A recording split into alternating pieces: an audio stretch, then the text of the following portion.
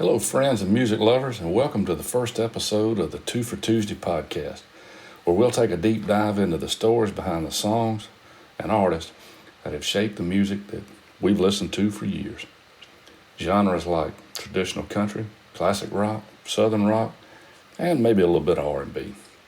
I'm your host, Michael Pezent, Second Round Music, and before we get started, I want to take a minute to explain the concept of this podcast. Give you a little bit of history behind the idea, where it came from, and some background as to who I am. I've been a musician for almost 40 years now, dating back to my teens, and I've played in several bands, and I'm an avid music lover. Have been all my life. I can remember back to my childhood listening to vinyl records on my parents' RCA turntable. You remember that thing that looked like a big piece of furniture? I'm sure you do. You probably had one yourself. Now I'm a solo acoustic musician, and I play local gigs and cover a lot of the music that we'll be talking about in this podcast. Well, back during the COVID shutdown, if you guys obviously remember, I started playing Facebook Lives on Friday nights. And since I'm a former high school football coach, I call these things Friday Night Lights. It was a little bit of a throwback or showing some honor to my former career.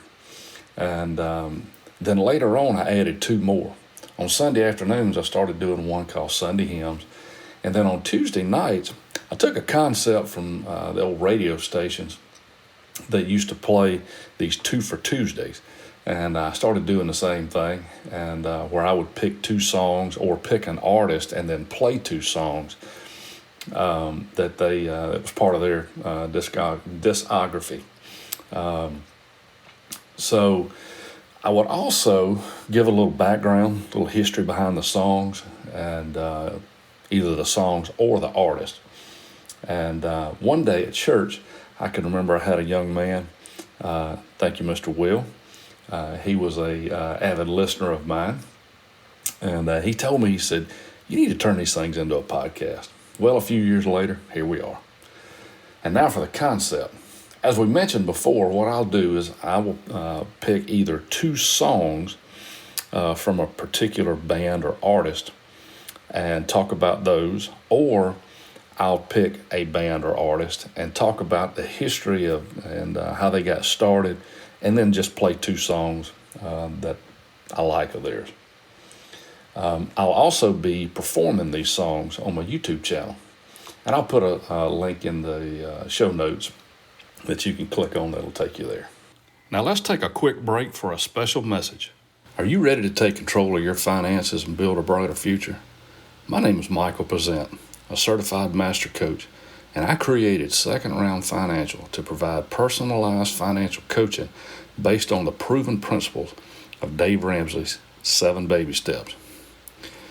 Our services include, but are not limited to, one-on-one financial coaching through Zoom conference or face-to-face, budgeting strategies, debt reduction plans, emergency fund creation, retirement planning, and investment guidance.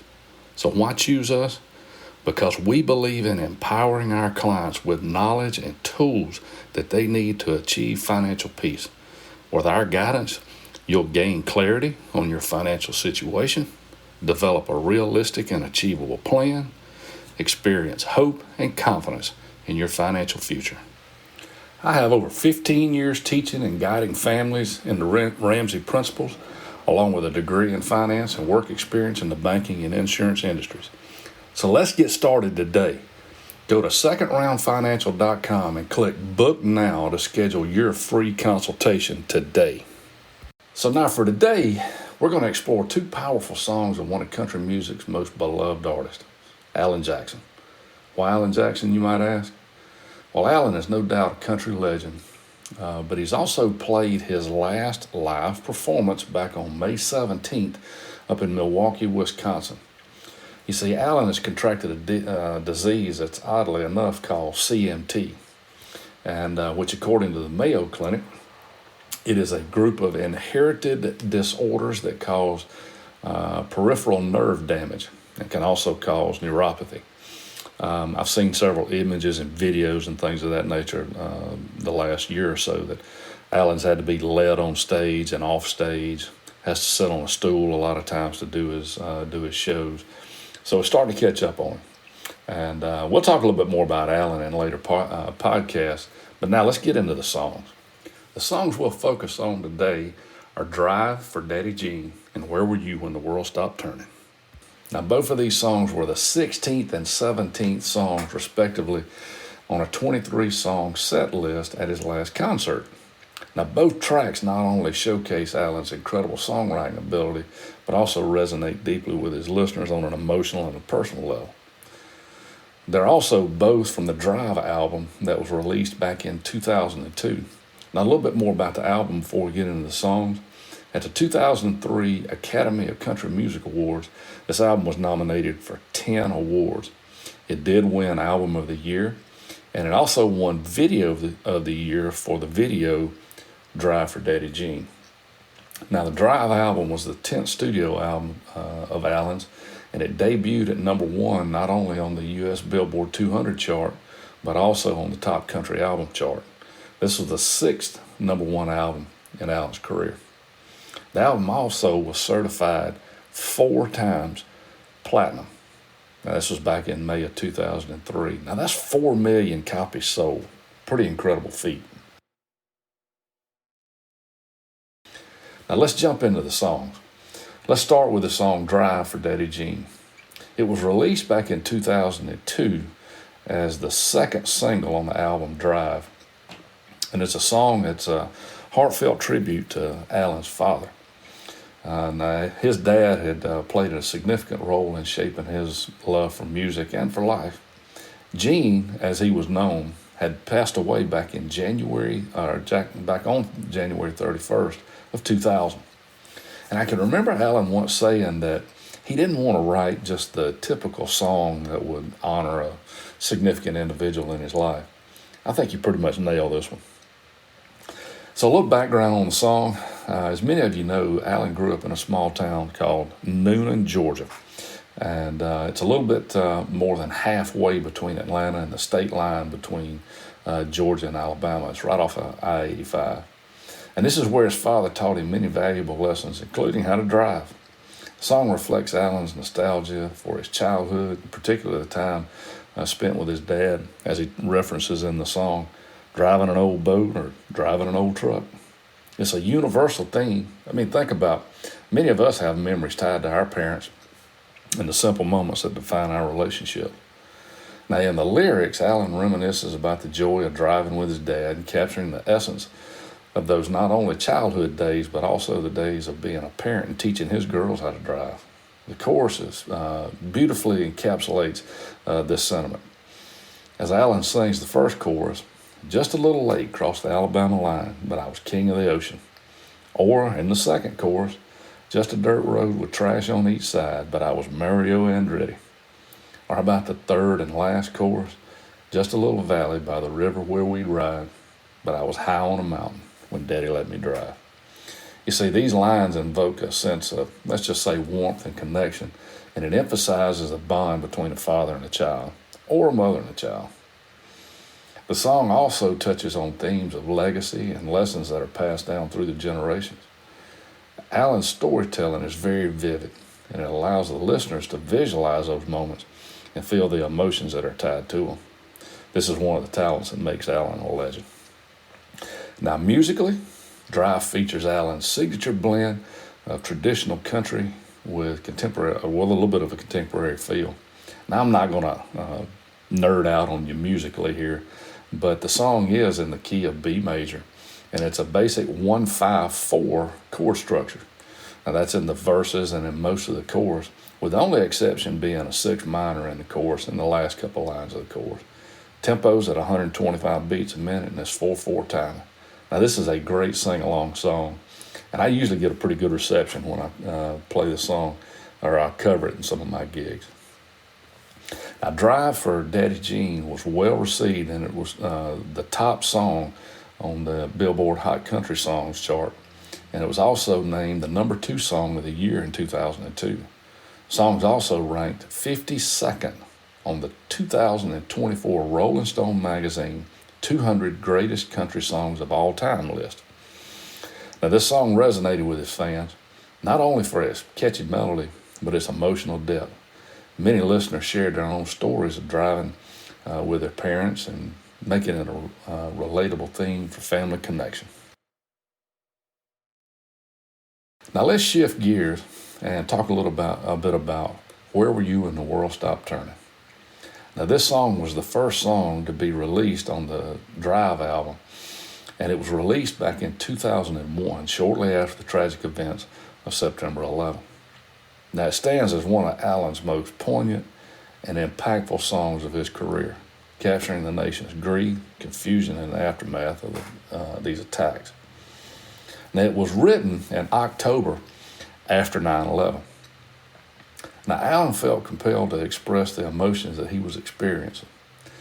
Now, I can remember reading about this and doing a little bit of background research that he had gone for a walk that morning, and he'd come back to his home, walked in the kitchen, and turned on a TV that they had in there when he saw the newsreel of the first plane that flew into the tower. And then obviously he watched from there. Now he was quoted in an article that was written by Linda Owen in today's Christian magazine saying, "I didn't want to write a patriotic song, and I didn't want to write a vengeful one either. But I didn't want to forget how I felt and how I knew other people felt that day." The article also states that Alan was awakened on a Sunday morning around 4 a.m. with the tune ringing in his head. So he got up and ran downstairs, grabbed a handheld recorder, and sang the chorus of the song. Now later that morning he would get up and sit down and finish writing the song. Now Alan was initially reluctant to record the song, much less release it, because he didn't want people thinking that he was taking advantage of this historic tragedy. But with the persuasion of his wife Denise, his band, and his producer, Keith Stegall, he decided to perform it, and he received a standing ovation at the CMA Awards show on November 7th, 2001. Now, based on that reaction, radio stations pulled that live performance and started playing it on air. So this song was already on the charts before the label even released it. As a matter of fact, they decided to move up the release date because of its success. The song debuted at number 25, based solely on or almost solely, on the airplay of this TV recording. But by the end of December, it was a number one hit.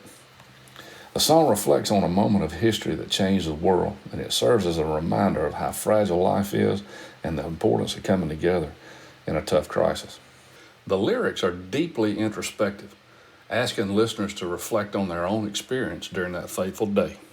Some adjectives that describe the song from song critics as moving, deeply personal, self-effacingly simple, poignant, and understatedly eloquent. Interesting adjectives. The basic theme of the song really is love is an answer. You see, Alan is paraphrasing 1 Corinthians 13:13, which is a book that can be found in the New Testament section of the Holy Bible. And he goes on to say, as you remember in the song, faith, hope, and love are some good things he gave us, and the greatest is love. He also set the tone with a haunting opening line. Where were you when the world stopped turning? That September day. Alan poses questions that resonate with everyone who lived through that moment, invoking memories of fear, loss, and solidarity. The song addresses themes of love and hope and the need for compassion in the face of tragedy. Alan was once quoted, "I think it was Hank Williams who said, 'God writes the songs, I just hold a pen.' And that's the way I felt about this song." Pretty well said, Alan. Now, musically, this song is pretty stripped down and raw, and it has a simple arrangement that allows Alan's voice and the lyrics to take center stage. Now, his baritone delivery is very heartfelt, and it conveys the weight of the emotion tied to the lyrics. The song was written in the key of C major with a basic 1-4-5 6 minor style. It's also in 4/4 time, and it's about 115 beats a minute. Where Were You received widespread acclaim. It earned several awards, including the CMA Award for Song of the Year and Single of the Year. Alan also won his first Grammy with this song as Best Country Song in 2003. The song also ranked 28th on the CMT 100 Greatest Songs list and has since become an anthem of remembrance, often played at memorials and commemorative events. Hey guys, thank you for listening today, and I hope you're enjoying this podcast. If you are, please subscribe or follow the podcast, click the like button, share it with other music lovers, and please consider giving it a 5-star rating so we can reach a bigger audience. Now, while Drive for Daddy Jean and Where Were You When the World Stopped Turning tackle vastly different themes, both songs showcase Alan's ability to connect with the listeners on a personal level. You see, Alan's storytelling is the common thread in both songs. He captures the essence of the human experience, whether it's joy of childhood or the pain of loss. This is why Alan is a country music legend. See, the genre is known for its storytelling songs, and Alan has a candid ability at telling stories with his songs. And that's exemplified in these two classic hits. That's what makes both of them so popular. So as we wrap up today's episode, Alan Jackson's Drive for Daddy Jean, Where Were You When the World Stopped Turning are powerful examples of his amazing artistry and his ability to connect with his listeners. These songs remind us of the importance of family, love, and resilience in the face of adversity. So thank you for joining me today for the 2 for Tuesday podcast with your host, Michael Pezent of Second Round Music. I hope you enjoyed this exploration into two incredible songs by the country music legend, Alan Jackson. If you have any thoughts or memories tied to these songs, I'd love to hear from you. Just type them in the comments below if you're listening on YouTube, or drop me an email. You can also click the link in the description to hear me perform these two songs. And don't forget to subscribe and follow, click the like button, and share this also with all you other music-loving friends. So remember, we love you and we need you. And tune in next time as we continue to explore the stories behind the music we love. God bless you and see you next time.